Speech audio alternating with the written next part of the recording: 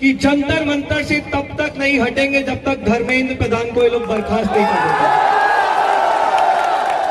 इस समय पूरी सरकार की हवा टाइट हो रखी है। जो सरकार कहती थी कि हमारी सरकारों में इस्तीफे नहीं होते, उस सरकार की झिग्गी बंधवा कर छोड़ेंगे हम लोग। भारत माता की, भारत माता की, इनकलाब जिंदाबाद, इनकलाब जिंदाबाद, इनकलाब जिंदाबाद।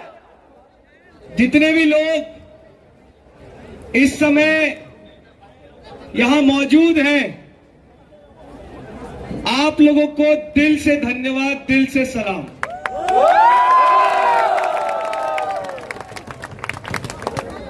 आप लोगों ने वो वर्क दिखाया जो 12 साल में कोई नहीं कर सका।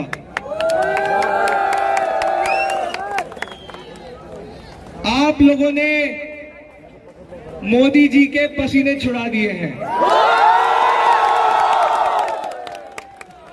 कल दिल्ली की सड़कों पर जो जन सैलाब था, कल जो देश भर से युवा दिल्ली पहुंचा, जंतर मंतर पहुंचा अपनी आवाज बुलंद करने के लिए, उसने ये साबित कर दिया कि अब हम इनसे डरने वाले नहीं हैं। अब हम इनसे डरने वाले नहीं हैं। हमारा आंदोलन ऑलरेडी 2 जीत हासिल कर चुका है। 12 साल से इस देश में जो सवाल पूछने को गुनाह मान लिया गया था, लोगों में डर बिठाया गया था कि सवाल नहीं पूछ सकते, सरकार को घेर नहीं सकते, हाँ, आप लोगों ने वो डर मिटा दिया है आप सब में से। हम अब इनसे डरने वाले नहीं हैं। हम अब इनकी आंख में आंख डालकर इनसे सवाल करेंगे। थोड़ा सा एक बार मीडिया के साथ ही क्लियर हो जाएगी, वो देख नहीं पा रहे हैं। प्लीज थोड़ा सा साइड हो जाइए, लोगों से बात करने दीजिए एक बार।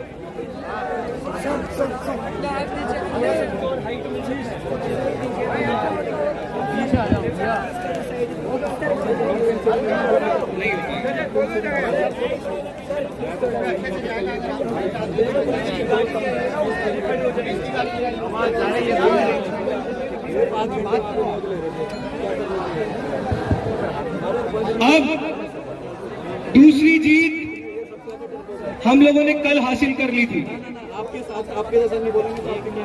जो सरकार बातचीत में यकीन नहीं रखती, उस सरकार को कल झुकना पड़ा और हमें बुलाना पड़ा बात करने के लिए।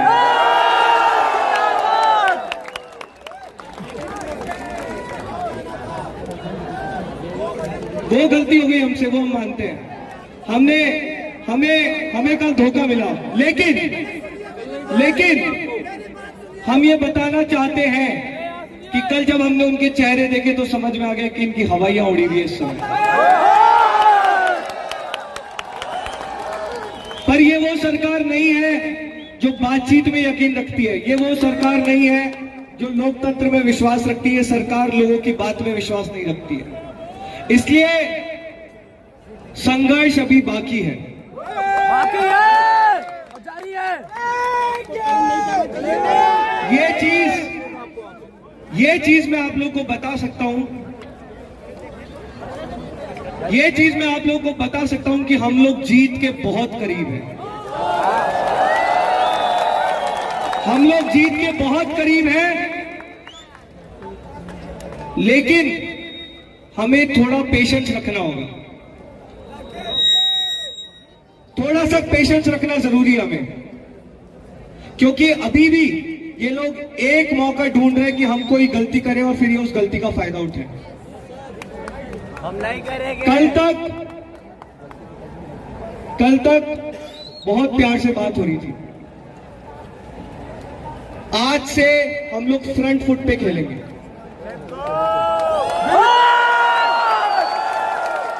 इनसे बहुत प्यार से बात कर ली हम लोगों ने, लेकिन कल जिस तरह पुलिस ने हमारे बच्चों को मारा है, उनके सर फोड़े हैं, उनको सड़कों पर घसीटा है, हजारों हमारे बच्चे अभी भी अस्पताल में एडमिट हैं। तो कल दिल्ली पुलिस को जो करना था उन्होंने कर लिया। आज से चीजें हम डिसाइड करेंगे, हम कंट्रोल करेंगे। कल इन्होंने हमारे बहुत सारे बच्चों को डिटेन किया था, बहुत लड़कियों को, लड़कों को, बूढ़े लोगों को जो बेचारे आकर शांति से बैठे हुए थे उनको भी ये लोग मार पीट के डिटेन करके ले गए। आज सुबह, आज दिन तक भी इन्होंने कई लोगों को डिटेन किया था। इसके बाद सौरव दास ने ये ट्वीट किया था कि अगर दिल्ली पुलिस इन लोगों को नहीं छोड़ती है तो मैं, सौरव और दीपक जाकर दिल्ली पुलिस हेडक्वार्टर पे धरना देंगे। वो ट्वीट डालने के 1 घंटे में दिल्ली पुलिस का कॉल आया कि हमने सबको छोड़ दिया है। अभी फिलहाल कोई भी हमारा साथी डिटेन नहीं किया गया है, सारे लोगों को छोड़ दिया गया है। तो इसलिए हमने फैसला किया है कि अभी धरने की हमें जरूरत नहीं है, अभी धरना देने की जरूरत नहीं है, कोई मार्च की जरूरत नहीं है। लेकिन दिल्ली पुलिस को हम ये कहना चाहते हैं कि कल जो आपने किया, जो किया, अब आगे अगर हमारे बच्चों के साथ बदतमीजी हुई या कुछ भी गलत हुआ तो ये बर्दाश्त नहीं किया जाएगा।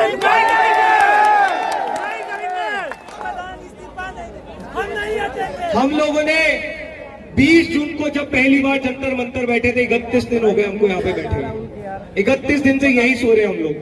कल ये लोग स्टेज तोड़ के चले गए, पूरे स्टेज पे कांच ही कांच था, लाइटें बंद कर दी थी, माइक बंद कर दिया था, फिर भी हम लोग कल जंतर मंतर पर सोए थे।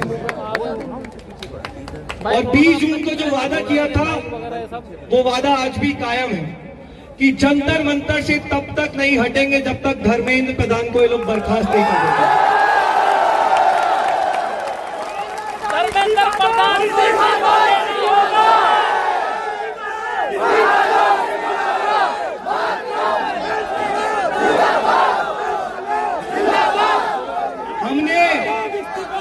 हमने कल सरकार को 3 मांगे रखी थी, सरकार के सामने 3 मांगे रखी थी हमने सरकार के सामने। सोनम वांगचुक को तत्काल प्रभाव से रिहा किया जाए। दूसरी मांग, धर्मेंद्र प्रधान को बर्खास्त किया जाए।